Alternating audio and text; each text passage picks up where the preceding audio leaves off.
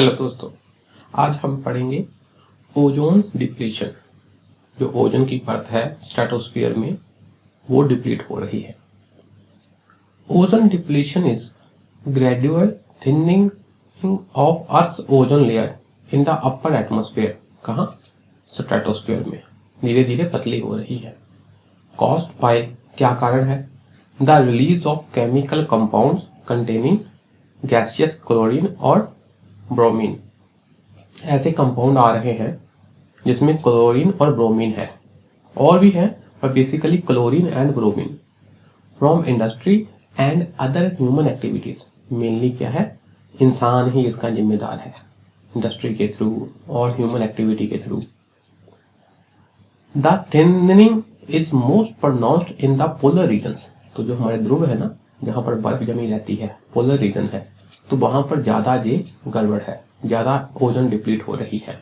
Specially over Antarctica, जो south वाला हमारा ध्रुव है अंटार्कटिका, वहां पर ज्यादा ये ओजोन की डिप्लीशन हो रही है।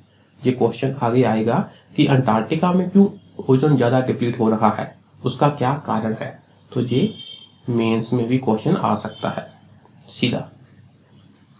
The Montreal protocol ratified in 1987 was the first of several comprehensive international agreements enacted to halt the production and use of ozone depleting chemicals। तो इंसान जो ये केमिकल यूज करता था जिससे ओजोन डिप्लीशन हो रही है, तो उसको, उसकी प्रोडक्शन और यूज को रोकने के लिए, कम करने के लिए पहला ऐसा कौन सा प्रोटोकॉल था? Montreal protocol. एग्जाम में आ जाएगा मॉन्ट्रियल प्रोटोकॉल किससे संबंधित है। ठीक, क्योटो प्रोटोकॉल किससे संबंधित है? क्योटो प्रोटोकॉल है क्लाइमेट चेंज से, और मॉन्ट्रियल प्रोटोकॉल है ओजोन से संबंधित। As a result of continued international cooperation on this issue, the ozone layer is expected to recover over time. ये इंटरेस्टिंग बात है कि हमने ना पूरे विश्व स्तर पर बैठकर स्टेप उठाए, कोऑपरेशन किया आपस में, तो रिजल्ट बड़े अच्छे आ रहे हैं। ओजोन हील हो रहा है, ओजोन का डिप्लीशन कम हो गया है, और ये उसकी हेल्थ इंप्रूव हो रही है ओजोन लेयर की। In fact various reports show promising results. कई रिपोर्ट्स ने बड़े अच्छे रिजल्ट दिए हैं कि अब ओजोन उतना डिप्लीट नहीं हो रहा।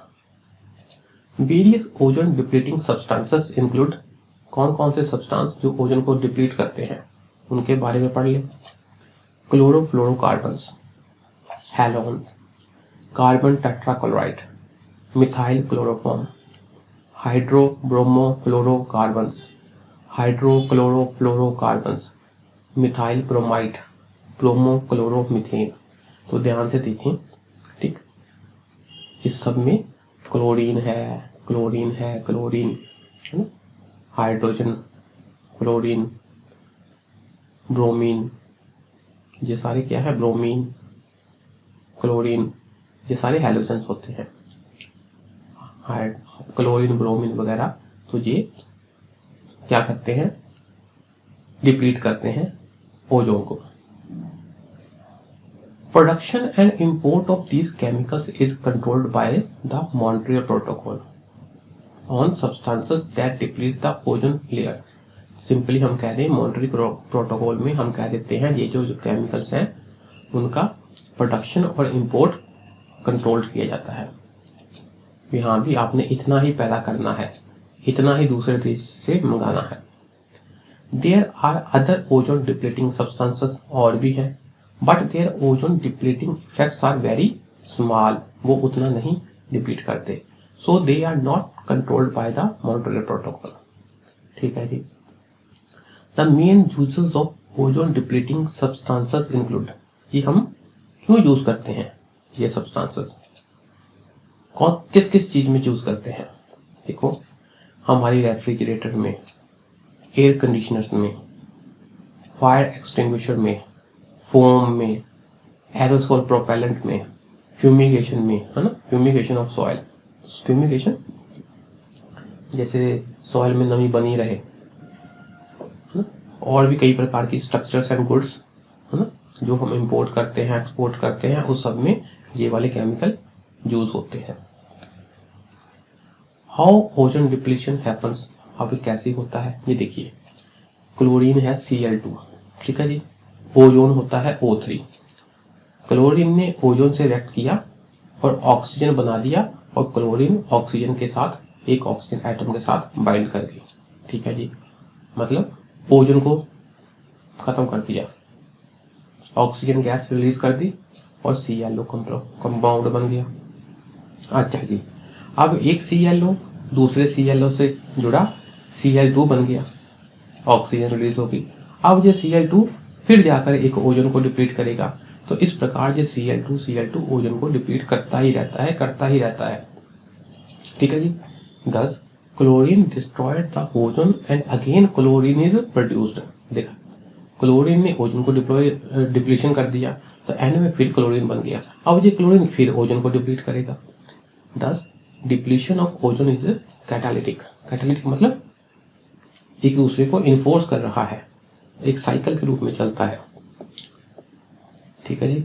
ए single chlorine atom destroys thousands of ozone molecules, ठीक है। देखो ये क्लोरीन आया, जब तक ये क्लोरीन किसी और कंपाउंड के साथ मिलकर बाइंड नहीं हो गया, जैसे NO2 के साथ मिलकर ClO नहीं बन गया, तब तक ये ओजोन के साथ रिएक्ट करके ओजोन को तबाह करता ही रहेगा। बिफोर एनकाउंटरिंग रिएक्टिव नाइट्रोजन और हाइड्रोजन कंपाउंड्स, ठीक, that eventually return chlorine to its reservoir. कहने का मतलब जो क्लोरीन है वो ओजोन को डिप्लीट करता रहेगा जब तक ये क्लोरीन किसी और कंपाउंड के साथ रिएक्ट करके कहीं अपना रिजर्वायर में शांत नहीं बैठ जाता।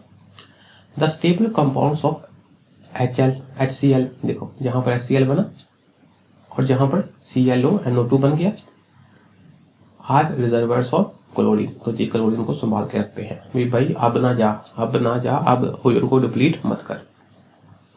So, to take part in any ozone destruction reaction or any other reaction, ठीक, chlorine has to be freed, ठीक है जी।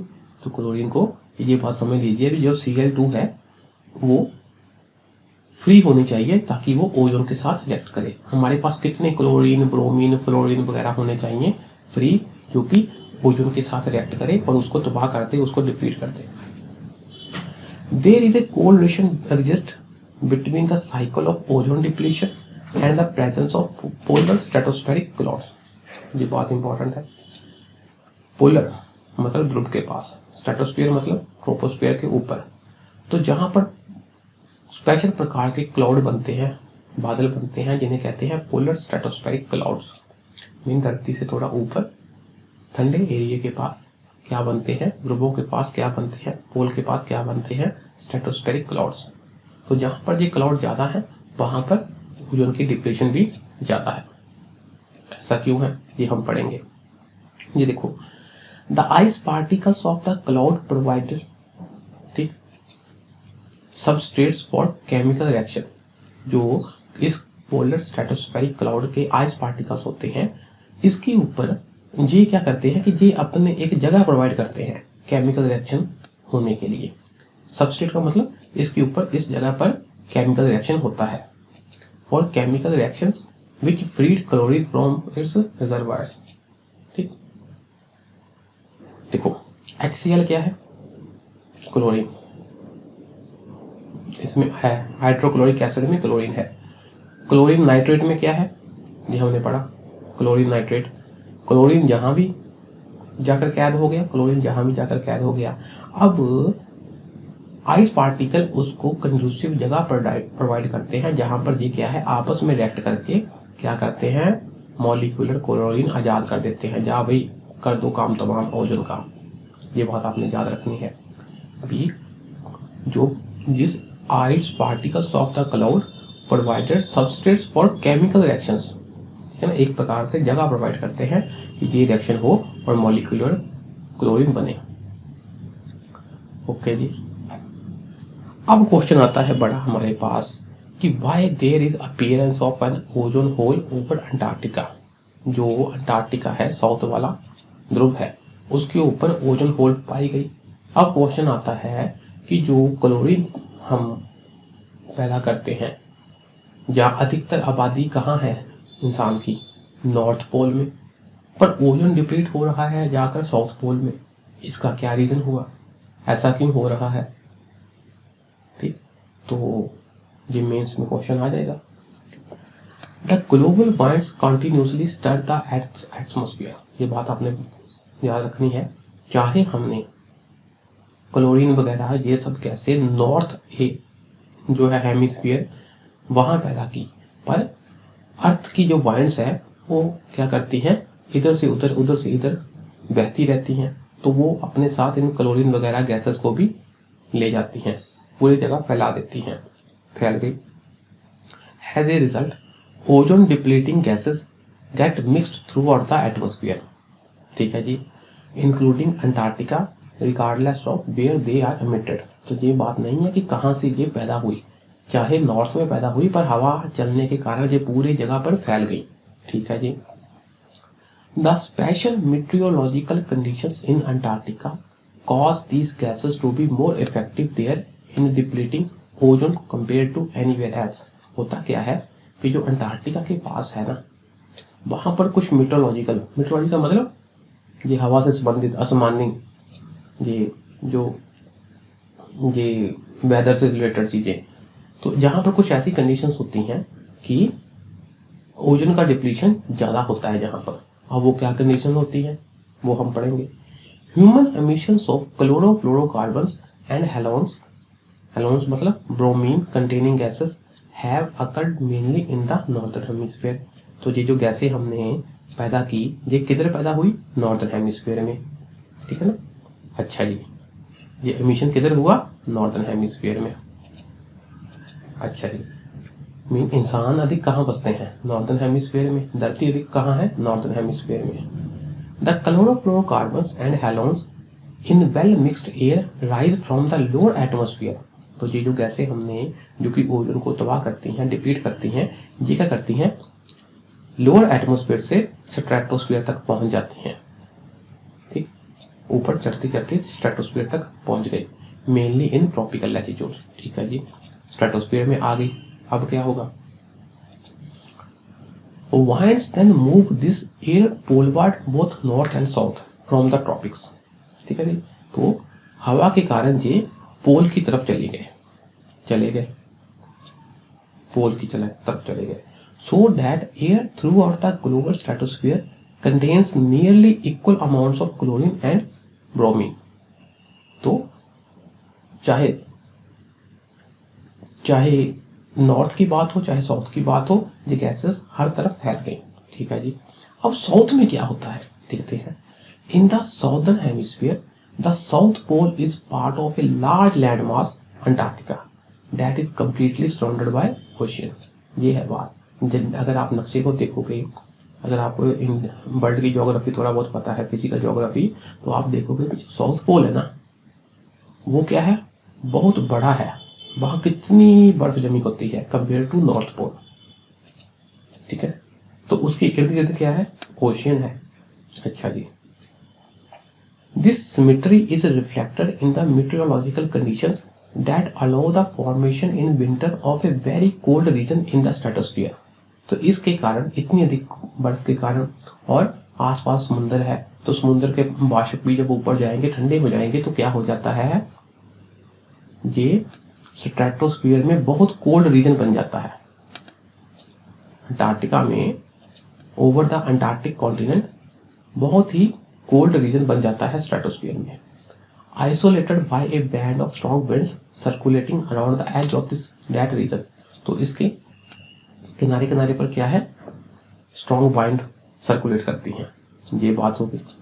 तो मेन बात आप समझ लीजिए कि साउदर्न हेमिस्फीयर में क्या है, बहुत अधिक बर्फ होने के कारण और आसपास समुद्र के घिरे होने के कारण, तो बहुत कोल्ड रीजन बन जाता है स्ट्रेटोस्फीयर में।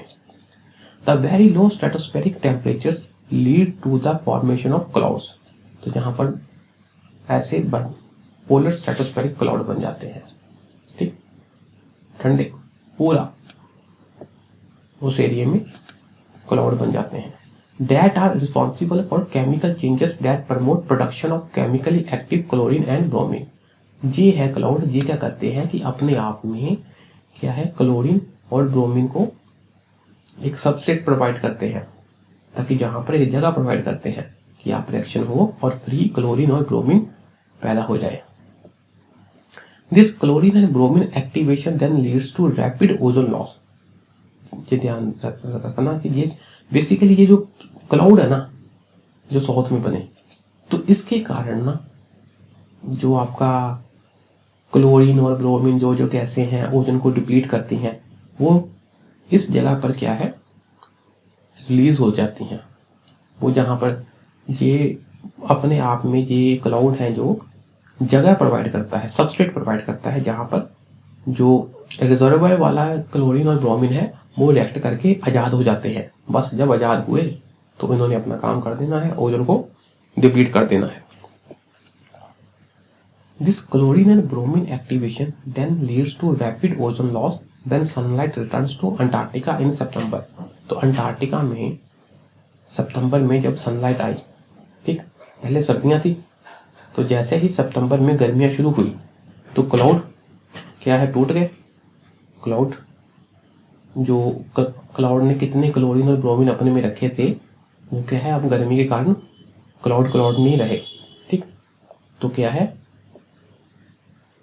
क्या होता है, कितने अमाउंट में क्लोरीन और ब्रोमीन निकलेंगे उसमें से, which then results in the Antarctic ozone whole.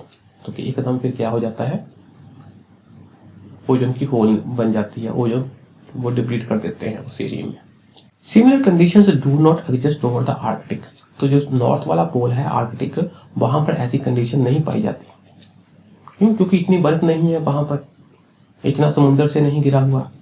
The wintertime temperatures in the Arctic stratosphere are not persistently low। तो सर्दियों में उनका टेम्परेचर इतना ज्यादा ठंडा नहीं रह पाता जितना साउथ पोल में रहता है।